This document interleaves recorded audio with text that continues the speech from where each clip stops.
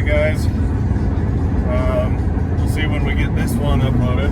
We still got a lot to get uploaded. But we are northbound and down today, heading up to Bladen for Green Cover Seeds Spring Field Day. It is June 2nd, so like I said, hopefully I get this uploaded before too long. Gonna go up, have some bit of lunch at a good place up in Concordia. Easy G's, highly recommend it. Then we'll head on up, hopefully get up there around 2:30. It starts at 3, but I'm going to pick up a little bit of seed, some pollinator mix, and some milpa mix for a project that I'm going to be doing this summer. So hopefully run into some people, maybe meet some new people, and hopefully we learn something today. Always seem to, and always come away from things like this wanting to experiment with some different species. So we'll see how the day goes. Looks like we got a beautiful sunny day, about 70, high 70s, low 80s for the temp. Don't know that there's supposed to be a lot of wind. There isn't down here, but we'll see what it's like up there in Nebraska. So yeah, we'll see how the day goes. Well, we're into Husker country. Observation on the way north, at least in Kansas, the amount of yellow blossom sweet clover this year in the ditches is unreal. Must just be a really great year for the clover. Did see a few fields of cover crop. Looked like it was probably cereal rye mostly. Planters are running down in Kansas. It looks to me like the corn is all in the ground up here. Let me switch you around. I'm sure there's still some beans going in the ground, but they got the corn in. North of where we live, you basically get to the county north or south, or north or east, excuse me, and it turns into Little Nebraska, and it's all corn and beans. Where we're at, there's very little dryland corn. Mostly it's irrigated corn. Otherwise, it's milo, beans, and wheat are the main crops. And unfortunately, looks like we got stuck behind a couple of double wides, so we'll see how long we have to stay behind these guys. It'll make for an interesting drive, so we're making good time. Had a good lunch, but we'll get there early. That's all right. You know, one thing about Nebraska, it doesn't really matter what part you drive through.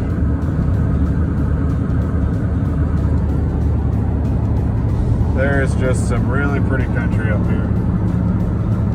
There's just so much variation and contour, and you get into river valleys that you follow for miles, then you'll get into rolling terrain. Like I said, it's just very varied topography through Nebraska. And a fun fact, Nebraska, on like a, how do I say it, like a per square miles for no bigger than Nebraska, is it has more miles of river than any other state in the union. I guess it's just too bad that about the only two major crops they grow in most of the state is only corn and beans. So like I said, it really is a pretty state. Relatively speaking, they have pretty reliable rainfall. They're pretty proud of their small towns. Most of the small towns that you stop in seem to be pretty thriving, which I'd say is a little bit different than Kansas. Kansas, I mean, there's a lot of dying small towns. It's just the way it is. Don't get me wrong, I do enjoy Kansas. I love Kansas, lived in Kansas my whole life, but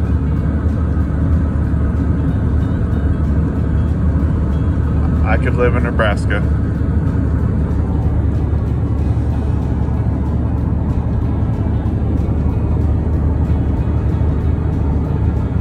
Said this, the phone definitely doesn't do it justice.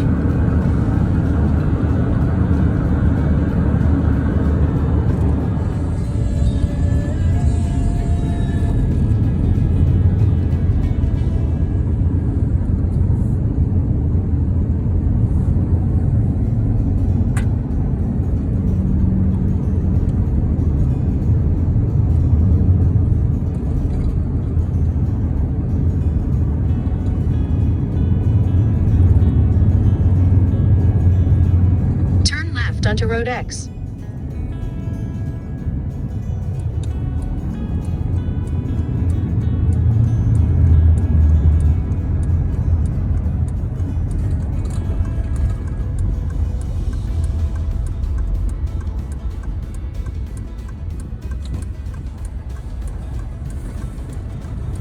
In 2.8 miles, turn right.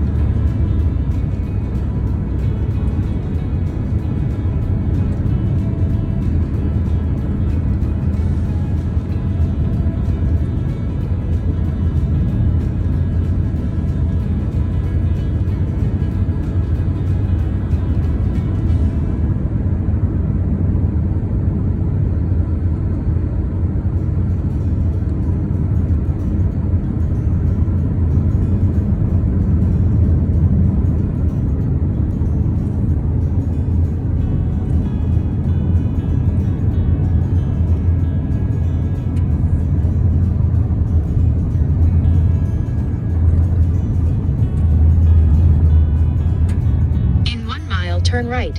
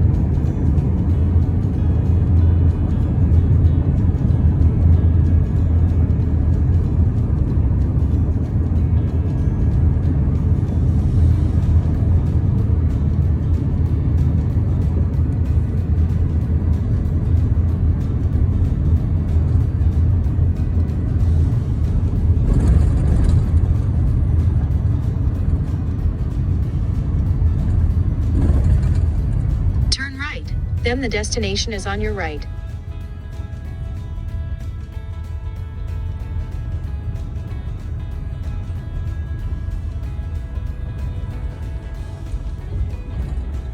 Here it is.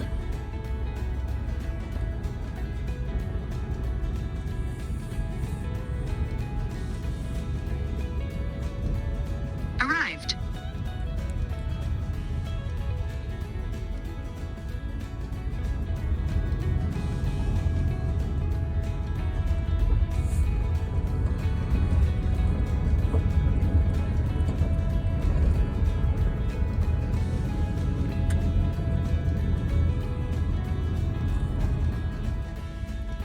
Well, I'm pretty sure that we're supposed to get a tour of the facility later, but yeah, if you all ain't been up here to Green Cover Seed, they do a field day or something, you got to come up and see it, because it just keeps on growing.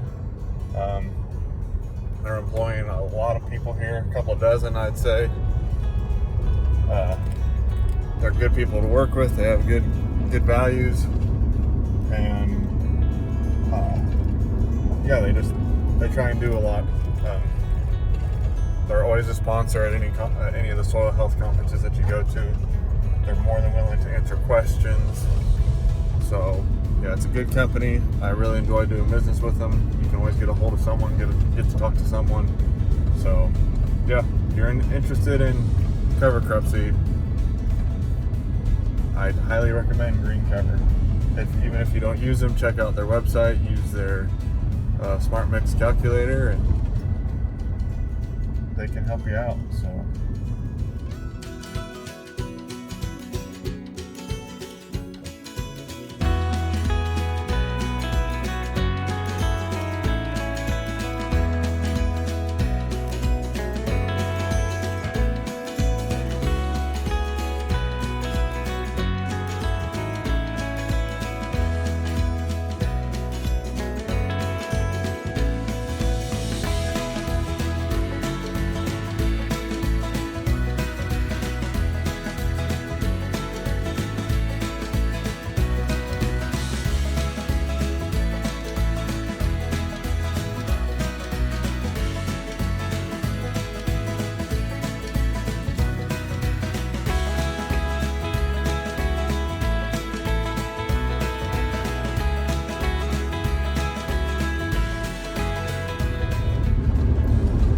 well, heading home.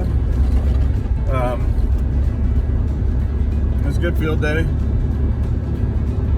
Learned a little bit on some stuff that I didn't know. Finally got to see some forages that I heard about, just I'd never seen them in person. Kind of perked my interest and got the old brain of thinking about some potential. And of course, the best part about coming to these events, field days and such, is getting to catch up with people and meet new people. Met a guy down here from Kimball, South Dakota. Little sheep guy. So you never know who you're gonna meet, who you're gonna get to talk to, where they're gonna come from, what their background is, the things that you might have in common. And it's just always good to be able to get out and, I don't want to say fellowship, but network. That's the word I'm looking for. Network with other producers of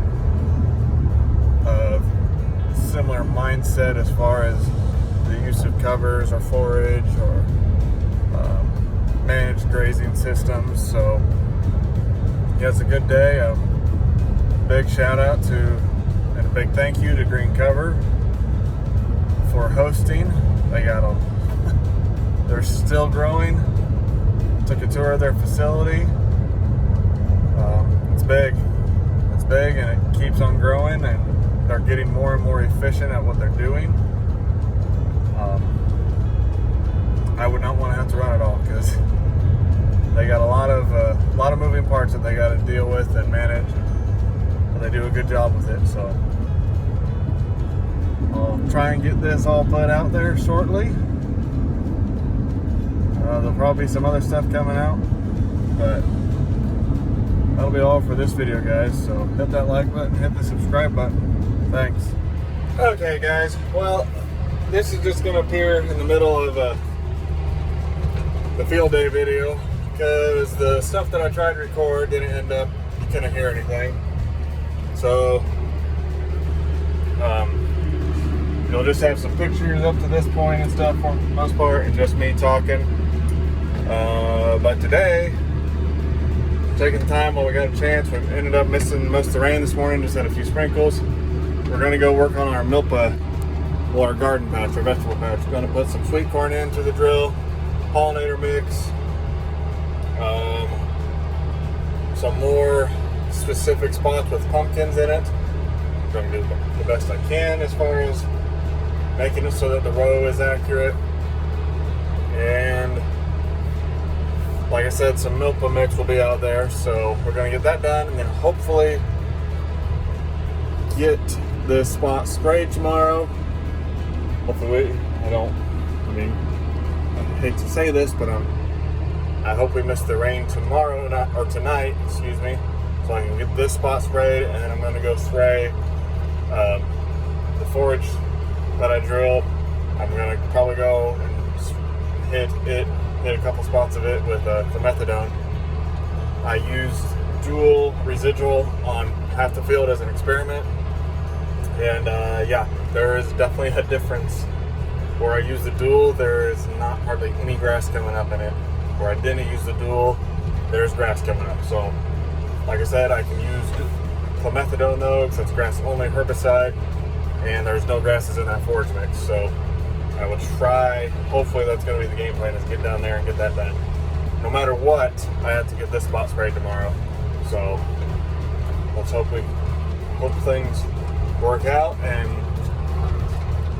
we don't have a complete disaster on our hands. So.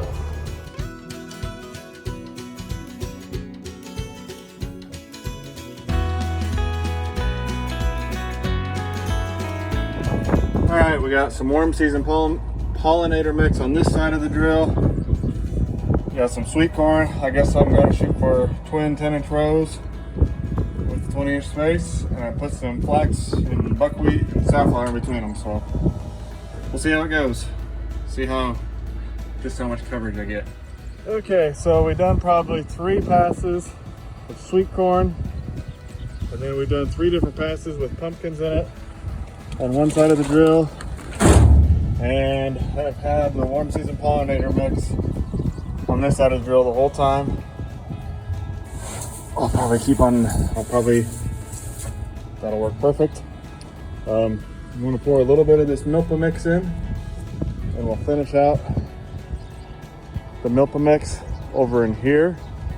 But then I brought some old seed, it's a forage sorghum mix that I want to put in on this side of the box, and I'll do an outside couple of rounds, kind of make a little bit of a barrier. So that's the way it's going right now. Kind of excited to see what this looks like.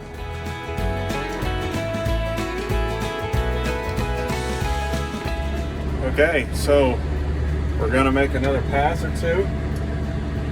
We'll make 2 more passes with just the Milpa mix. Then I will go ahead and put in the old stockpile forage sorghum and finish out the paddock. Testing out a new GPS. We're running a new GPS today.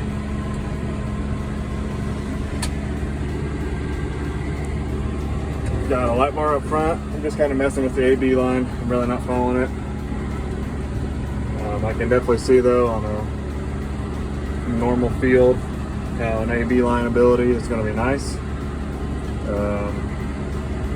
I want to say this is, well, I don't want to say, I'll say when I'm out here later what the GPS is, because I want to get it right. But yeah, I decided to buy, it's a free app that you download, and then you purchase the GPS that is out there on the front of the tractor, and you're in business, and you just download your updates to your iPad or your iPhone, whatever you want to do. So yeah, it's a reasonable option for us at our scale.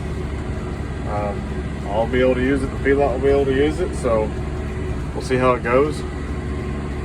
It definitely has to be better than no GPS, and I'm sorry, but it probably can't be worse than our old one. So, On Track, that is the new name of the new GPS system. Said I wanted to make sure I was right before I got it, before I put out the name of it. So, I am definitely excited to try it, see how it goes. So, just finishing up here, making the last few passes or so. Yeah, we will definitely see how it goes with all this out here. We should definitely have a lot of habitat for beneficials, and then come fall or winter, whatever you want to say, we will turn the sheep out here to graze, and yeah, they'll clean it up, and we'll see what we do next year. So it's definitely an experiment, and definitely learning. So hopefully we have success, but if we fail, it's a small failure. It's about an acre is what it amounts to. It's about an acre. They have different stuff going on out here. So nice little size. Hopefully we have lots of stuff to harvest.